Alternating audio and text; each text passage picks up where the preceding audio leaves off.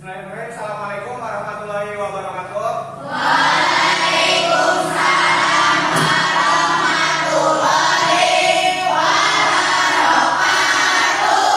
Sebelum belajar, mari kita berdoa terlebih dahulu. Silakan Kak Alvis dipimpin untuk doa. Tangan di atas meja. Siap berdoa.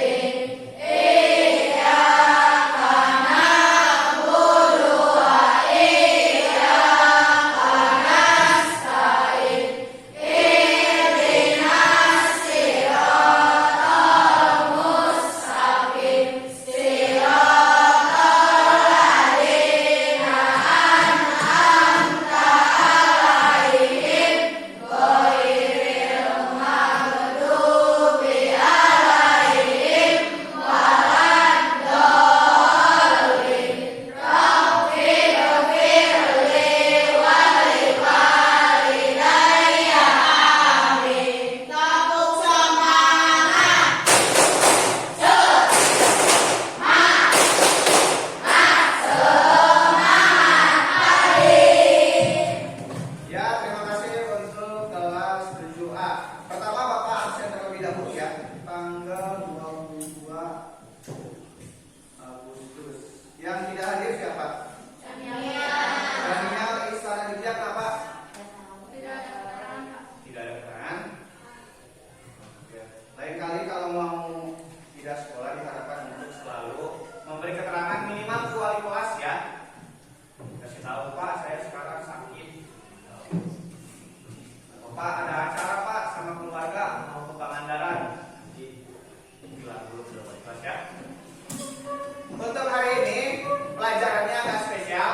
Kita akan belajar tentang coding dan kecerdasan artifisial. Ini adalah pelajaran baru. Kalau sebelum-sebelumnya nggak ada, tahun sekarang udah mulai diluncurkan. Yaitu pelajaran coding dan kecerdasan artifisial.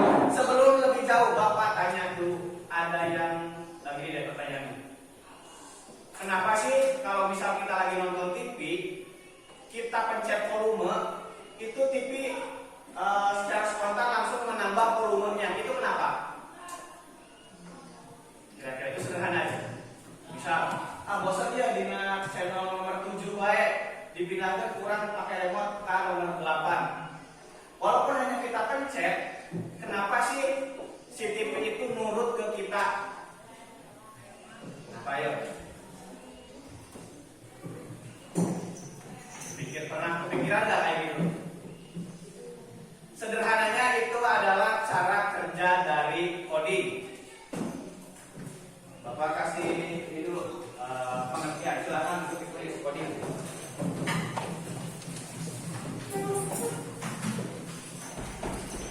Itu Waalaikumsalam. Waalaikumsalam.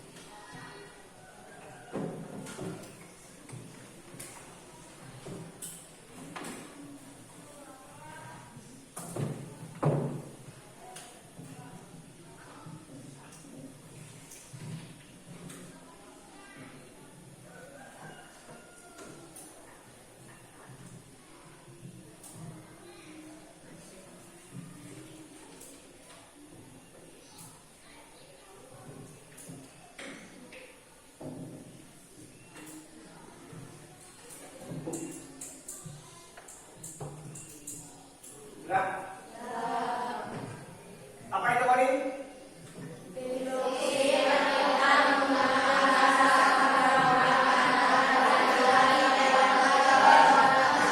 Nah, kayak gini. Kalau kan tadi kata Bapak juga kalau misal kita pencet remote volume, maka si TV itu akan otomatis untuk membesarkan volumenya atau mengecilkan volumenya sesuai instruksi yang kita inginkan gitu. Itu kan kalau di komputer. Kalau di kehidupan sehari-hari deh, contohnya ini. Ibu kalian sedang melakukan coding terhadap kalian. Contohnya, ibu kalian sore-sore mau masak, tapi di dapur nggak ada bumbu. Terus ibu ke kalian itu nyuruh, dek pameserkeun bumbu bewungkul, jelas kan? Bumbu bungkul. Maka kalian akan ke warung beli segala macam bawang, terus nanti cabai, muncang segala rupa dipeser. Padahal kebutuhan untuk memasak bukan yang kalian beli, karena perintahnya tidak runut, maka atau tidak jelas, maka hasil yang dilakukan itu nggak akan jelas. Beda kalau misalnya ini, ibu kalian nyuruh kalian pergi ke warung untuk beli 1 cabai setengah on, kedua beli gula, beli telur, maka kalian akan menjalankan perintah dari ibu kalian. Itu adalah contoh dari coding di kehidupan sehari-hari. Nah, dalam coding itu ada juga yang namanya berpikir komputasional. Berpikir komputasional.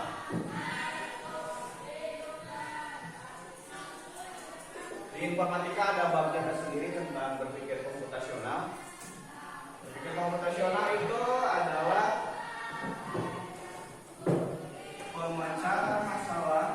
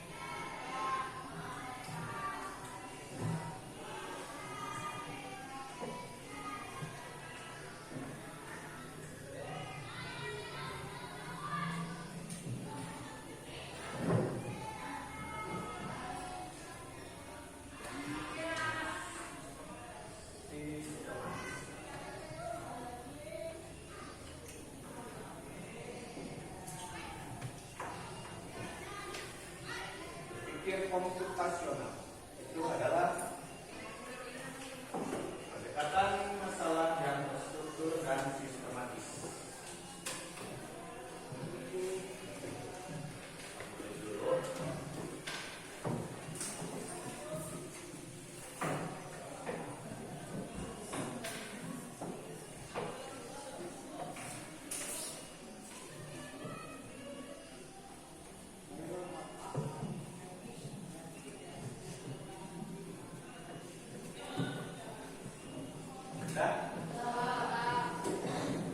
Landasan berpikir komputasional itu ada 4. Ini landasannya. Landasan berpikir komputasional. BK itu berpikir komputasional. Yang pertama itu ada dekomposisi.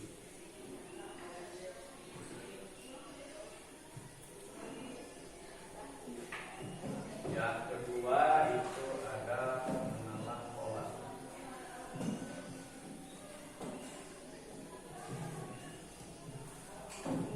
Selanjutnya abstraksi.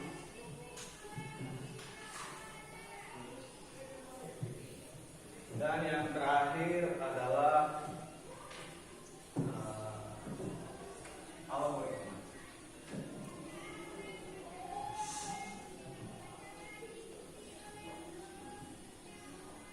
Sidik kelihatan? Oke. Tapi itu dulu.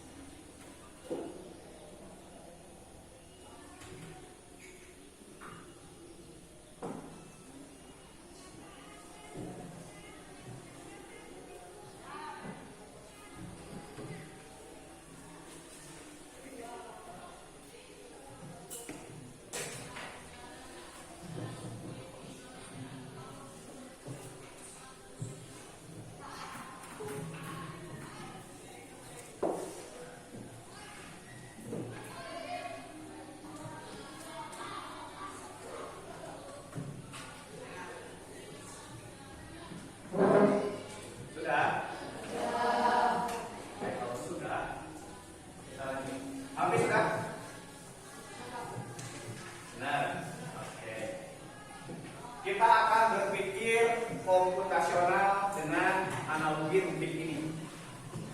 Berpikir komputasional adalah apa? Berpikir komputasional adalah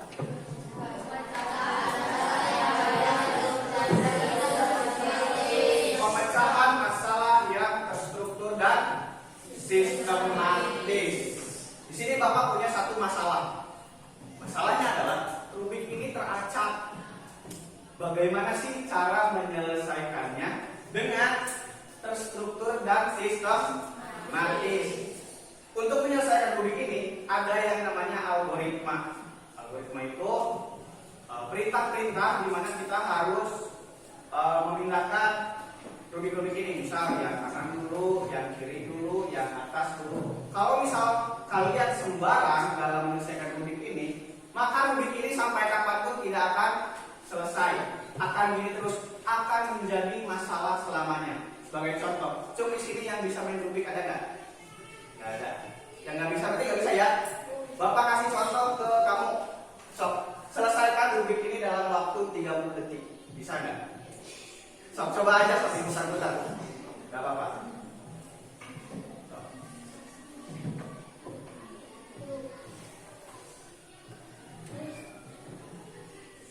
Ayo, bisa nggak? Menyerah? Menyerah? Kenapa dia nggak bisa? Karena dia tidak tahu pertama polanya, yang kedua dia nggak tahu codingnya, kodenya dia nggak tahu untuk menyelesaikan rubik ini. Padahal untuk menyelesaikan ini ada langkah-langkahnya. Nih Bapak contohin langsung aja biar jadi langsung ya. Kalau misal kita menurut pada ini, tenang.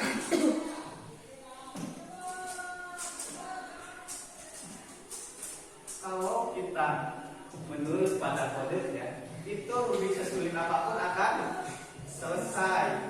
Itu adalah contoh berpikir komputasional. Kalau misal Bapak salah aja satu dalam menggeser satu bagian rubik ini, maka ini tidak akan jadi. Ya, dapat dipahami sampai sini? Lalu yang lainnya di sini ada berpikir komputasional dekomposisi. Dekomposisi ini adalah memecah masalah. Memecah masalah besar menjadi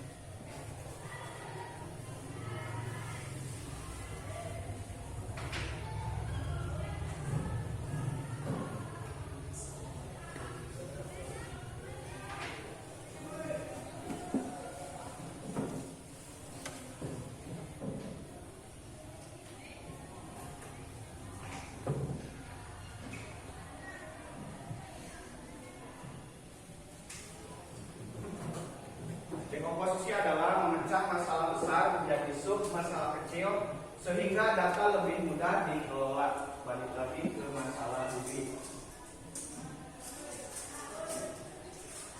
Rubik ini kalau misal langsung kalian selesaikan itu akan sulit. Tulisnya nanti aja. Perhatikan dulu. Kalau misal rubik ini kalian tiba-tiba selesaikan itu akan rumit. Tetapi apabila kita memecah masalah besar ini menjadi sub masalah yang lebih kecil sehingga data lebih mudah dikelola, itu nanti kalian akan lebih mudah dalam menyelesaikannya. Sebagai contoh, namun misal kalian nggak bisa nih langsung semua warna, bisa dengan dekomposisi atau dikelompokkan dulu. Misal saya mau warna putih dulu biar gampang. maka kita harus bikin warna putih terlebih dahulu, nanti biar gampang. Ini misal. Nah, warna putih dulu, satu warna dulu.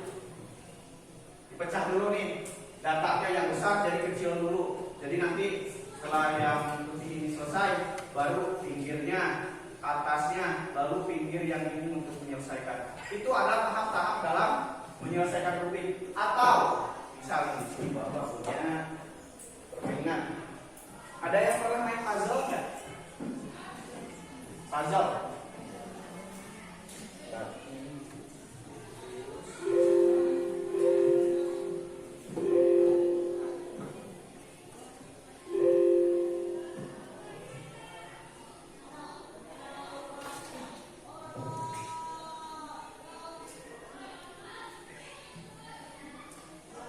Puzzle kan kayak gini.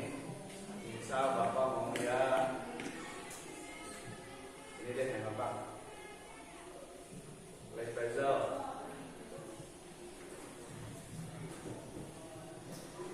Nah, untuk menyelesaikan ini kebanyakan kita ambil ini 20. Kelihatan ya? Dekomposisi adalah memecah masalah besar menjadi sub masalah kecil sehingga data lebih mudah dikelola. Ada 20 keping puzzle. Untuk memecahkannya, kita harus memecah masalah ini menjadi masalah yang lebih kecil. Kira-kira menurut kalian, bagaimana cara menyelesaikan puzzle ini biar gampang deh? Dengan dekomposisi, memecah masalah besar menjadi masalah kecil. Caranya gimana? Biasanya, apakah kalian langsung ini terapkan tadi, apakah kayak gitu? Tidak. Tapi gimana kalian caranya? Dengan memisahkan sudut-sudutnya terlebih dahulu. Misal, kalau sudut itu pasti ada satu bagian yang rata, nggak ada lekukan dan juga tonjolan. Misal, bagian mana yang bagian sebelah kanan atau sebelah kirinya dulu. Yang sebelah kanan, coba satu orang dipisahkan ke depan. Pisahkan bagian kanan dan bagian kiri. Coba satu orang. Fitri, yuk maju ke depan, silakan pisahkan. Gampang kok, tinggal ditunjuk juga ikut dia. Tuh, gampang. Pisahkan yang kira-kira ada di sudut sebelah sini dulu. Ya. Aja, gak usah disusun dulu, dipisahkan dulu. Nah, itu yang lain. Ada lagi?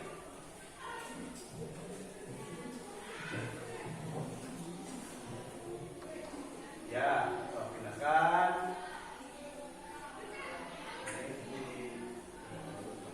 Mana lagi?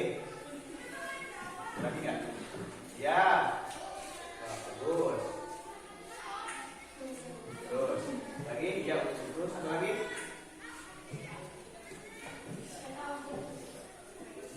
Yang mana? Ketemu nggak dekat? Nah itu.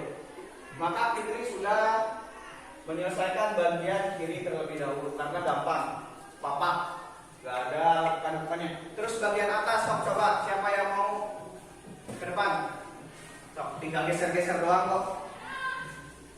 Bis, coba bis. Jalan atas. Yang atas, coba disusun. Dipisahkan dulu aja yang atas. Kalau atas tuh pasti atasnya doang. Dipisahkan dulu aja. Alurnya lah. Nanti bapak yang disusun. Udah. Simpan. Terus nanti. Yang papak lurah bis. Mana yang kayak ini, yang rata atasnya sampai jelas. Ini sampai kalau disitu lah. Terus ada lagi. Nih, bisa lagi udah cukup. Kemudian yang sebelah kanannya berarti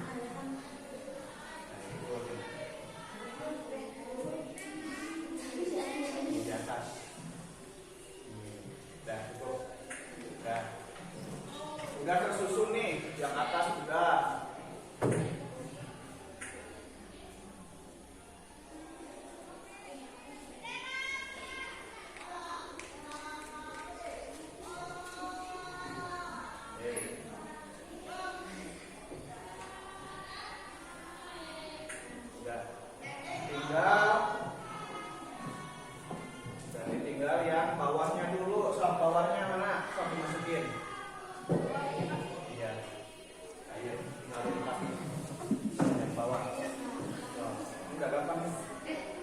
Pasangan dong ini kan. Sip. Ya, satu lagi. Mana kira-kira dari ini? Yang mana?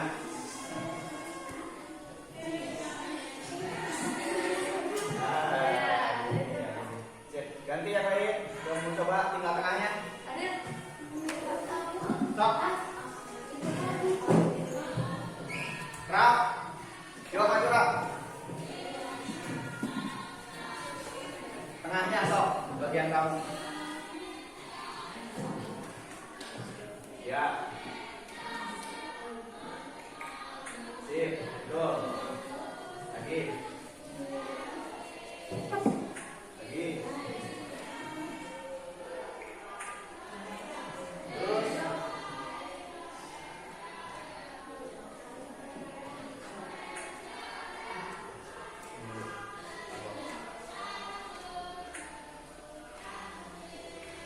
Ya, tepuk tangan untuk Rafa. Kalau kita memisahkannya dulu, itu dalam mengerjakan sesuatu itu akan lebih mudah. Lalu Bapak ada game lagi nih, namanya block game. Ini adalah salah satu coding sederhana. Bagaimana caranya orang ini sampai ke tujuan? Caranya adalah dengan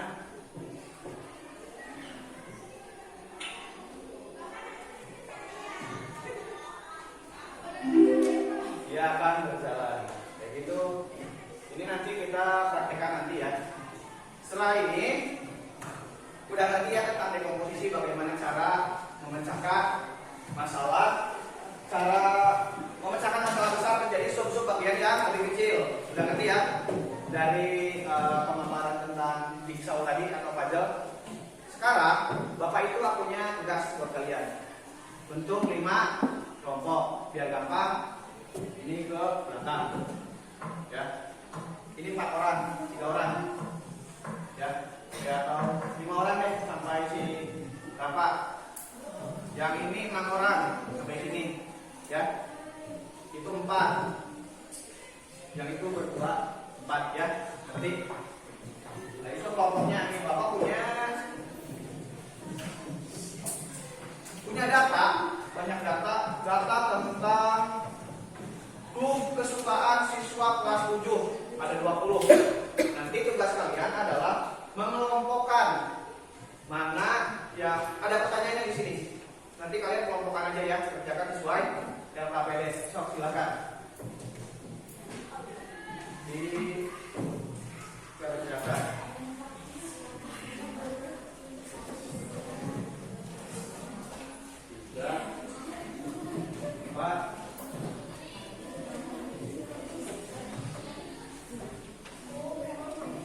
Sok dikerjakan. Berkelompok ya. Mario.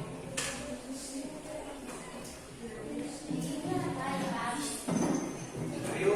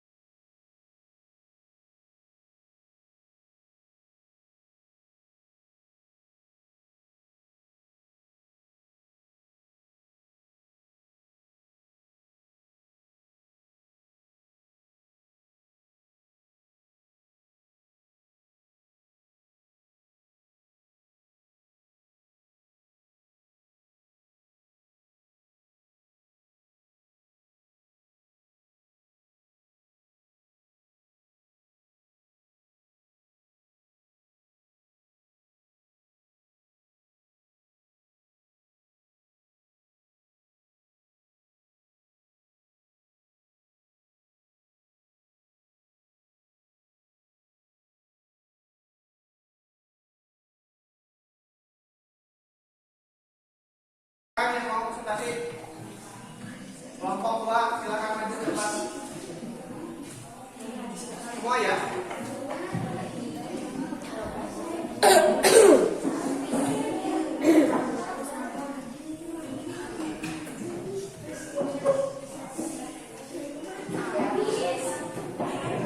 Silakan.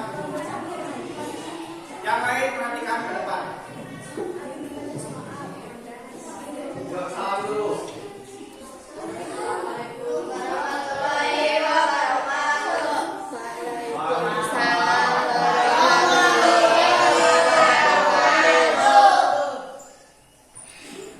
Ya. Saya semuanya akan mempresentasikan Hasil diskusi. hasil diskusi kerjasamanya. Ya, silakan.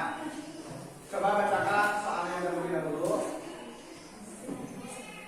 Kelompokan siswa berdasarkan negara klub. Jawabannya Spanyol, Andi, Citra, Gita, Rende, Keke, Nanda, Raka, Cinta, Inggris, Budi, Dewi, Hadi, Intan, Rama, Putri, Rapa, Jerman, Fajar, Tony, Prancis, Eko, Itali, Oke. Negara mana yang paling banyak dipilih siswa? yang lain gantian baca. Lamin Rama. Bukan yang itu, bis. Coba baca ulang. Negara mana yang paling banyak dipilih siswa? Negaranya tadi yang ditulis. Yang paling banyak. Inggris Dan dan Spanyol. ya, lanjut. Sebutkan nama pemain favorit yang dipilih oleh lebih dari satu siswa. Namanya aja ya, nama pemainnya. Vinicius Junior. Ada lagi nggak? Kira-kira ada siapa lagi? Mohamed? Salah. Kalau ada lagi satu lagi. Yang di sini. Kayaknya malah itu dipilih oleh dua siswa. Lanjut. Berapa siswa yang menyukai Lamine Yamal? 3 siswa. Siapa aja yang menyukai Lamine Yamal? Siapa aja?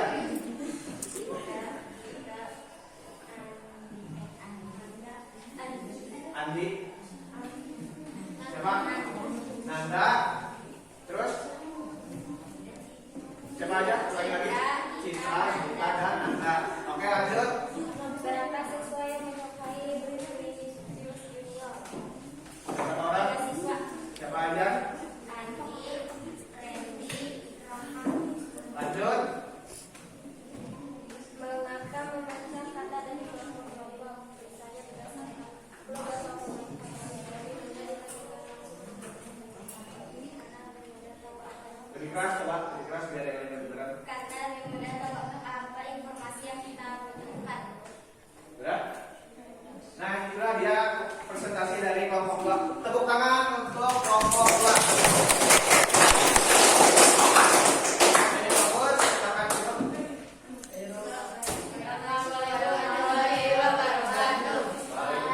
Silakan kembali. Dan duduk seperti semula. Duduk seperti semula.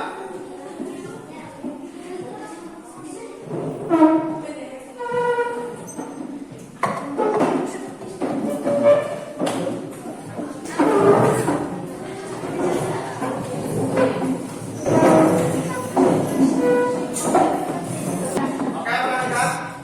Setelah kita belajar tentang dekomposisi tadi, Pak Kodim dan juga berpikir komputasional, cuma satu orang yang mau menyimpulkan pembelajaran hari ini. Siapa yang mau menyimpulkan? Mau tunjuk apa gimana?